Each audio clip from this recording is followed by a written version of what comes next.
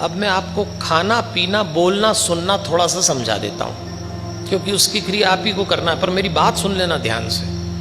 तो यदि कभी ये ना कर सको तो यही कर लेना जो मैं बता रहा हूँ। अब तो कर सकते हैं ना, अब तो इसमें 6 मिनट का टाइम नहीं मांग रहा, 6 मिनट से भी मुक्त कर रहा हूँ। तो चलिए सबसे पहले समझिए, आंखें बंद करेंगे, क्योंकि जब मैं आंखें बंद कराता हूं तो आपको कल्पना में ले जाता हूं। आंख खोल के आप कल्पना नहीं कर पाएंगे।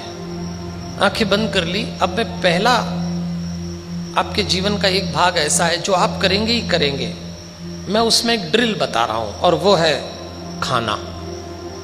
अगर आपके पास टाइम नहीं हो तो खाना तो खाएंगे भैया। तो एक काम करिए, जब भी भोजन करने बैठे 3 बातें करिएगा। भोजन तो करेंगे, हो सके तो मौन रह के भोजन करें, लेकिन अगर बातचीत करना हो तो नेगेटिव टॉक बिल्कुल ना करें, क्योंकि अन्न जहर बन जाएगा। जैसे कई लोग डाइनिंग टेबल पे झगड़ने लगते हैं, टेंस हो जाते हैं, ये कभी ना करिएगा। तो पहला तो मौन करें, बहुत ही अच्छा है। न कर सके बातचीत तो बातचीत पॉजिटिव हो। तो पहली स्टेज भोजन की मौन। दूसरी, वर्तमान पर टिककर भोजन करिए। इसका एक तरीका बताता हूं। अपनी थाली में देखिएगा और कल्पना करिए कि इस थाली से बाहर बिल्कुल नहीं निकलेंगे। हम 99% लोग भोजन करते समय सारी दुनिया ना पाते हैं। अगले घंटों में क्या करना है ये चिंतन भी हम भोजन के साथ करते हैं, लेकिन नहीं, न पिछली सोचना है न भविष्य की। वर्तमान में टिककर भोजन करिए। कसम खा लीजिए कि खाना खाते समय न आगे की सोचूंगा न पीछे की। उस थाली में रुक जाइए।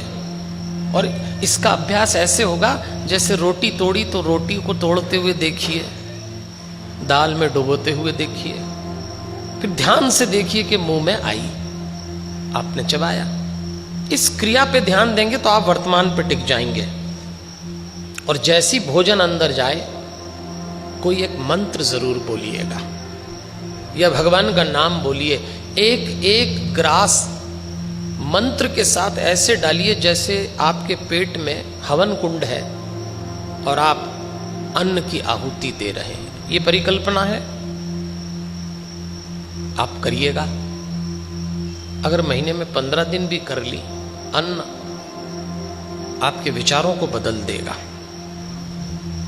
खाना कैसे, 3 काम मैंने बता दिए, मौन, वर्तमान और मंत्र। ये खाने का नियम बना लें। अब पीना कैसे? पीना मतलब पानी पीना कैसे? खड़े होकर जल नहीं पिएंगे, पानी बैठकर ही पीना है, ये पहला नियम।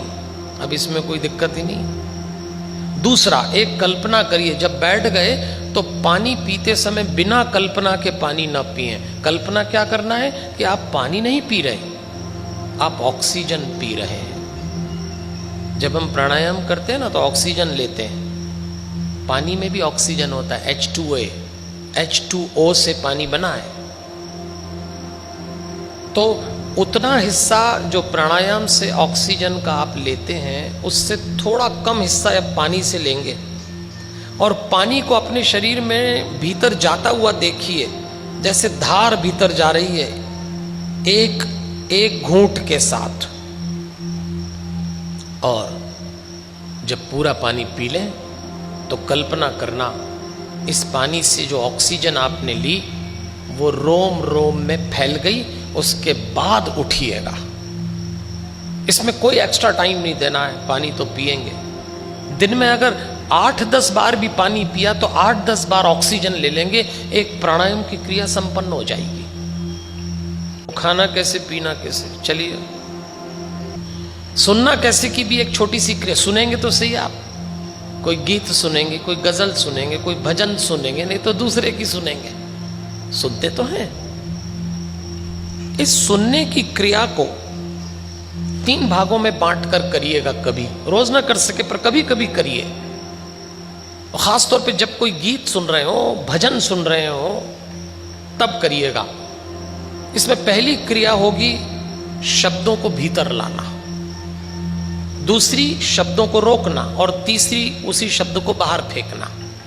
उदाहरण के तौर पे कोई भजन आप सुन रहे हो तो सांस खींच के उस भजन के शब्द कान से भीतर लाना है। आ तो रहे होंगे, आपको अवेयर होना है बस केवल। थोड़ी देर प्यारा सा शब्द रोक लीजिए और फिर बाहर फेंक दीजिए। ये प्राणायाम की क्रिया जैसा है। और चौथी बात, बोलना। 4 तरीके से हम बोलते हैं। सामान्य रूप से जीभ से, कुछ अच्छा गाना हो, कुछ अच्छा मीठा बोलना हो तो कंठ से। बोलने का तीसरा केंद्र होता है हृदय। बच्चों से बात करेंगे तो बड़े दिल से बात करते हैं। और चौथा केंद्र होता है नाभि। आप प्रयास करिए। इसके लिए ओम के उच्चारण से शुरू करिए।